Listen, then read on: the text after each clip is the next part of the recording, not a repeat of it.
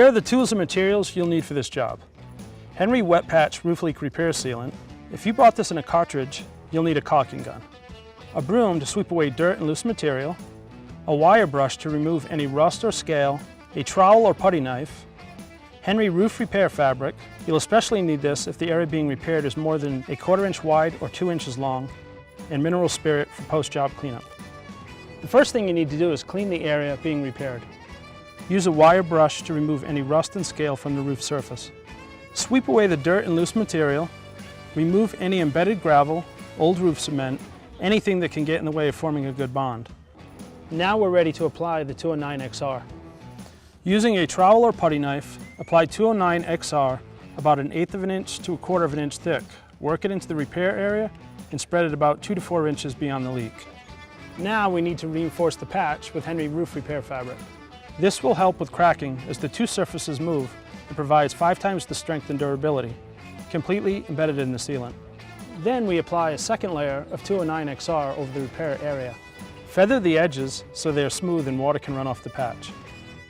Overall, fixing a leak on your roof is just that easy.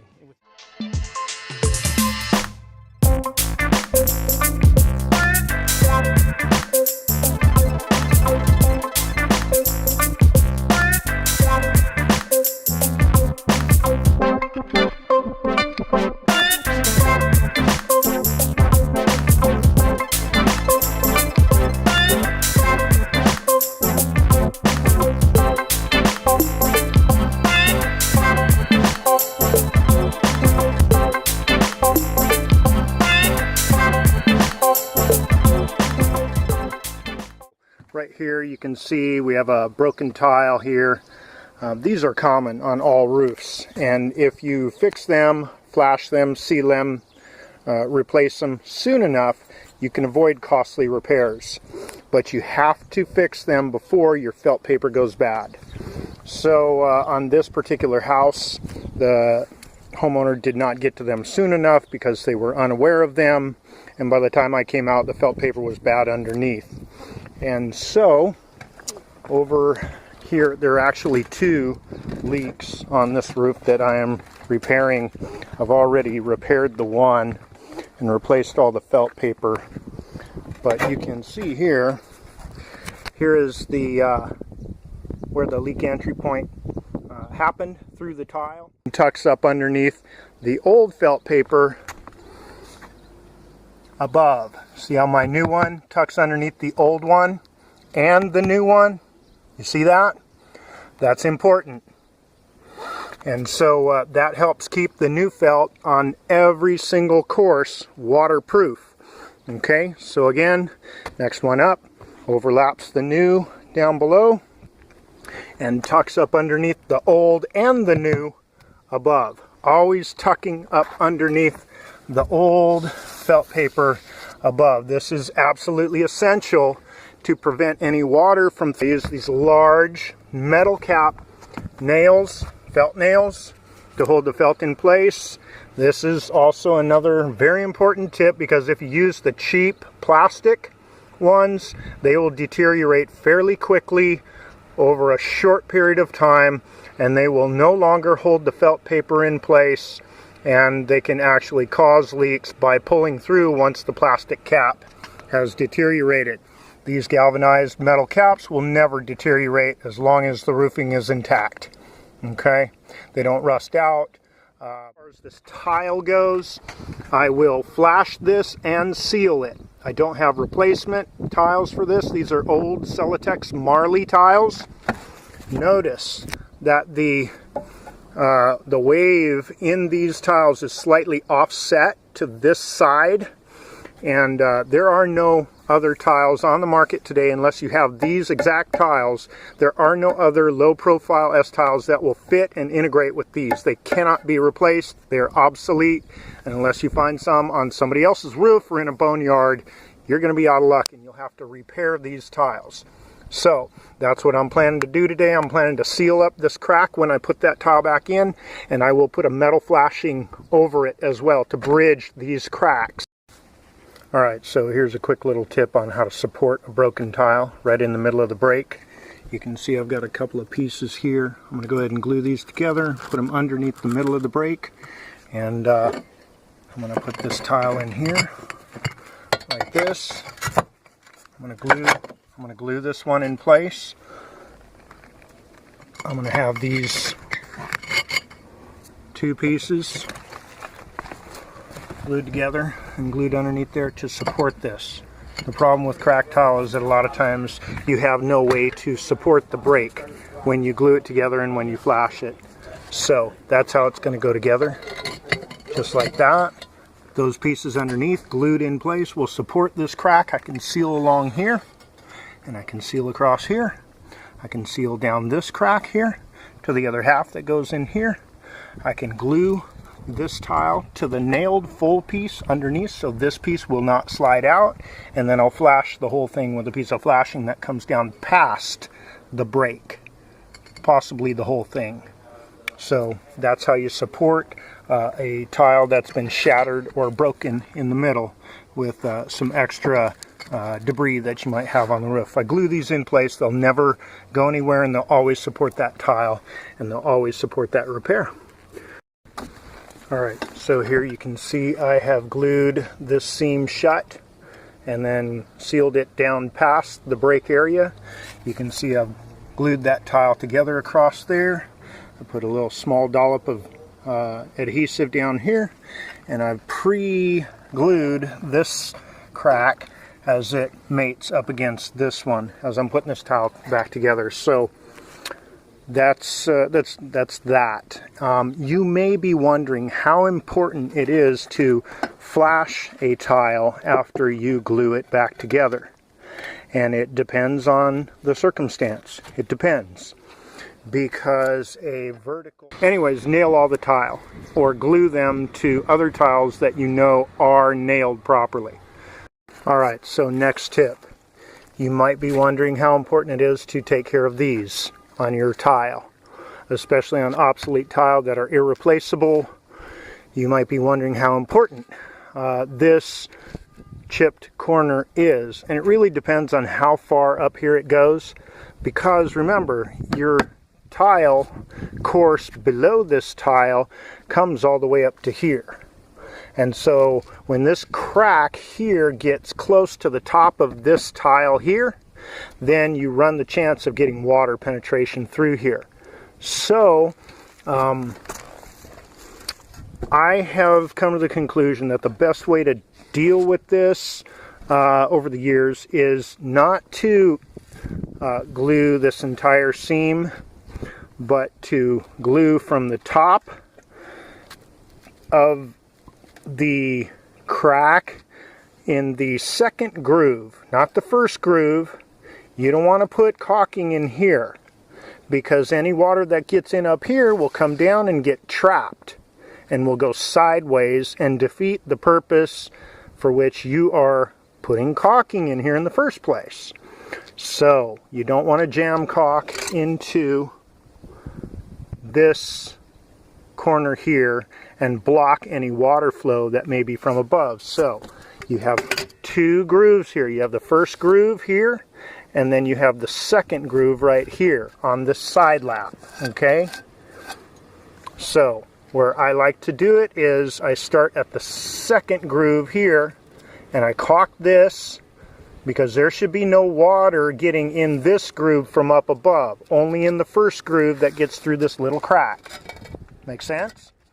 So that's the first tip. Second tip is, here's an example of a tile that you would just simply glue back together without flashing it, because the crack doesn't get anywhere near the trough, the pan, until it gets up underneath the overlap of the next course of tile. So I would just seal this up here. You can put glue on this surface here, mate it to the other one. You'll have it, put it in there, put a thin bead across the surface, feather the edges, and then you could even paint it to match the tile if you want. But that's what I would do with the any cracked tile that are not in a pan. They don't typically need flashed. A little sealant will do just fine, and that's how you deal with those. Okay, so there we go. That's how that last repair on the crack should look. Notice I feather the edges on the sealant so that it sheets water. You want the water to just roll off there like that crack is not even underneath there. So another crack over here, chip corner. This is on the underside of the lap, the side lap on this tile, and water running down this groove has the potential of getting in here. This chip corner is a little too close to the top of this and can potentially get through there in a driving rain, even with the next tile covering it.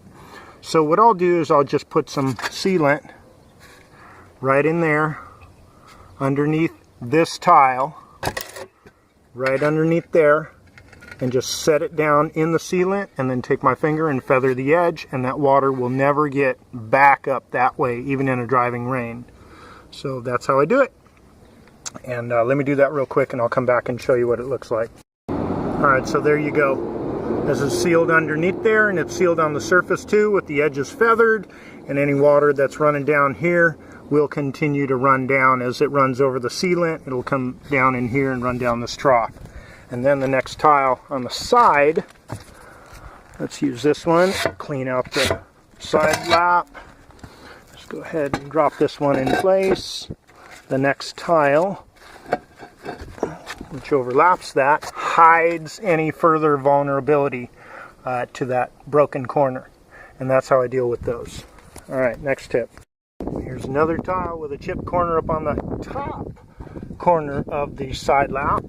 And this crack is getting real close to being exposed by the next tile that would overlap it on the side. So, like that. Okay, so that crack is under there, and in a driving rain you could get water penetration through there, which you don't want. So, I'll show you how I deal with this. So once I put this tile in place where it belongs in my row, I will go ahead and I'll run a bead of caulking sealant down here and along this edge, and that will, once the other tile overlaps it on the side, it'll glue on the underside of this tile, will glue to the top side in the corner of this tile, and will make an impenetrable seal so that in a driving rain you can't get water through there. And that's how I deal with that one. So this is the corner that I just sealed shut in here, and notice you can barely even tell that there's any caulking underneath there. You do not need to seal this entire groove unless the water channel underneath this one, underneath here, is completely blown out. Then you need to seal the entire groove to prevent water from getting in there at all. Okay? As long as this channel is still intact, the full length of this tile underneath here, do not seal this seam, because you will trap water inevitably and cause a leak instead of preventing one. These seams are left open intentionally, and you can see there are ridges on this water channel to keep the water running down and prevent it from going sideways. So you want to leave these channels open for water flow. These seams open for water flow. Okay, I just sealed underneath there where the two tile meet, instead of running an entire bead down here and running the risk of blocking that water from being able to flow down and out on top of the tile below. So here we have a tile that's cracked right down the center of the crown vertically. Okay, and this is one that can just be sealed up. Since the crack is to the right of the nail hole, I can actually nail this piece in place once I get it properly aligned. And this piece will be glued to the one below it that's nailed right here. Okay, there's a dollop of glue under here, and it's going to be glued along this crack as well. So I'm going to do a preliminary glue on this edge here, and then once I get everything in place and nail this piece in place, I'll go ahead and put another bead along the surface, feather the edges so it's nice and smooth and water sheets off of it. Okay, so here you can see I've sealed it the full length. Oh, I didn't nail it yet. Go ahead and pop a nail down inside there. I'm going to get gunk on my hammer doing it, but better than leaving it unnailed. Hey, clean hammer. Look at that. Got the nail in. Okay, so what I'm going to do is I'm going to get my hands into my sealant here, and I'm going to feather the edge. Okay, you don't want to leave a big bulky bead of caulk on the surface of this tile. It looks bad, and it can encourage water to have to go around the thickness of the sealant. Okay, you want to feather this edge for water. Odd seal, thickest in the middle where the crack is. Remember, there's sealant down inside the crack as well, and this should be just fine for a long time, probably 5 to 10 years. Now all I have is one more course to put in.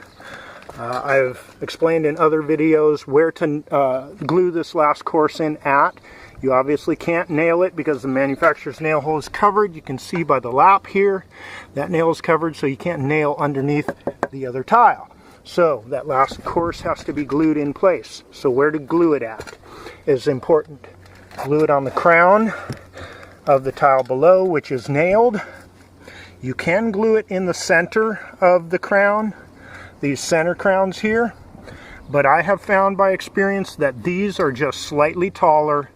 This crown is typically slightly taller than this crown, just because of the way the tile sits. You don't get as tight of a fit on the top of this crown as you do on the top of this crown, where the next tile rests on that corner.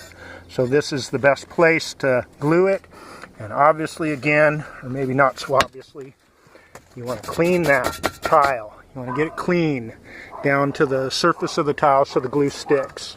So that's what I do. I'll put a dollop on each one of these crowns after I seal them.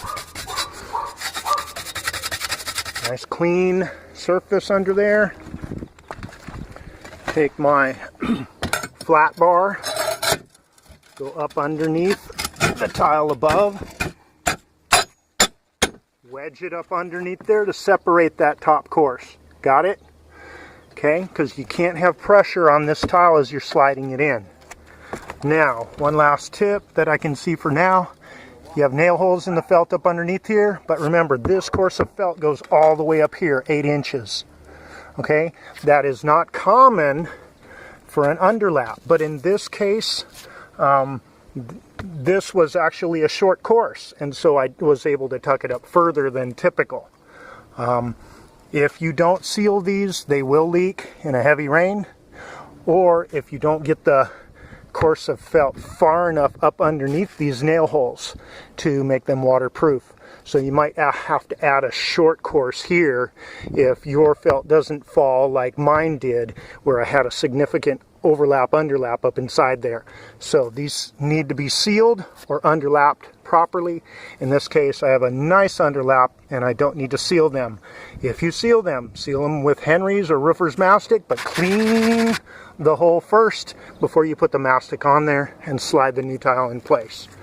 Alright, so I'm going to go ahead and do the first one after I dollop. I'll dollop that one last because I can't put a dollop there until I'm down that way. Okay, so I'm going to try to do this with one hand. Okay, you can see now why it's so important to have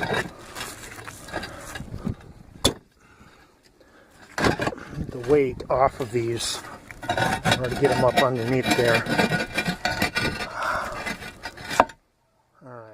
You can see how this dollop here squished out, so you get a good tight fit, and this tile will never go anywhere because it's nailed to the ones below it. Okay, so that's how I put the last course of tile in. You just go all the way across the same way till you get to the end, and I'll show you how to do the last tile.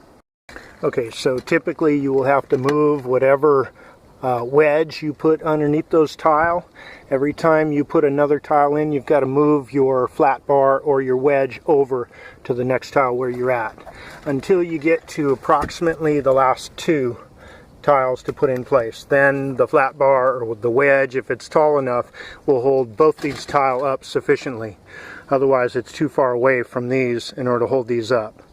So I've got a dollop there. I'm going to go ahead and grab my last two tiles, slip them in there for y'all to see.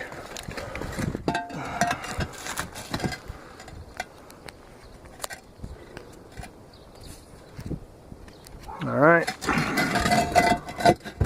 that one's in and sealed, glued in place.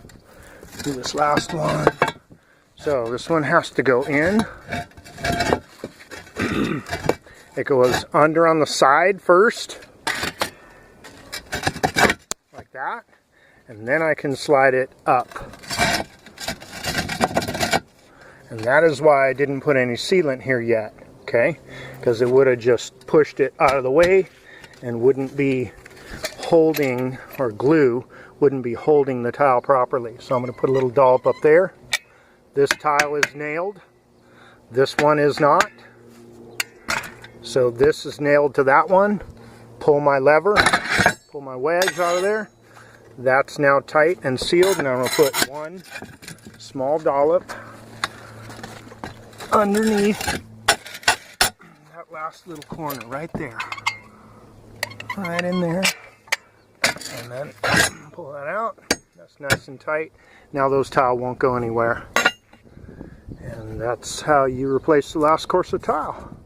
I'll come to go. You can see I have pre-shaped my 8x10 tin shingle to the shape of the tile. See how well that conforms to the shape of the tile. You just keep bending it until you get it to the shape of the tile.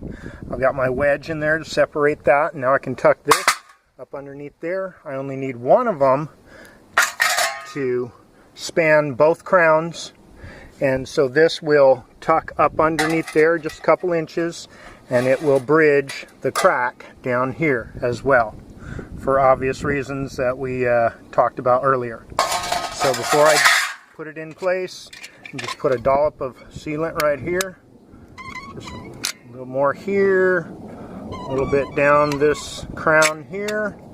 That will come in contact with the underside of the crowns on the piece of metal, and just slide it up underneath there. Make sure you don't go too far, and then you just press it down into place.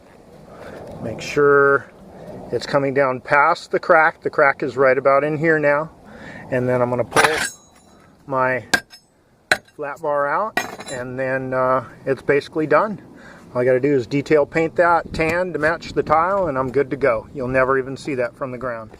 So I'm going to give you a complete guide here, and anytime you need to caulk, seal, silicone, anything inside your home, you're going to know exactly which product to use. So despite the fact there's literally thousands of these products out there, we can really understand everything that we need to know with these 6 products.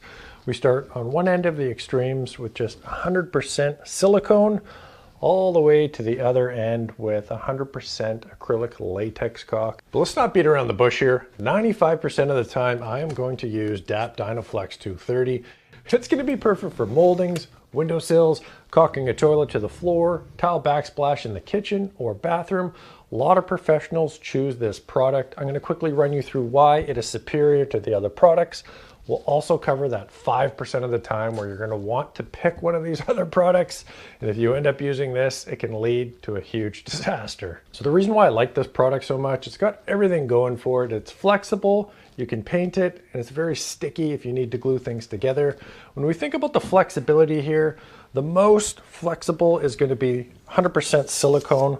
If we look at a bead of that, it holds together very nicely.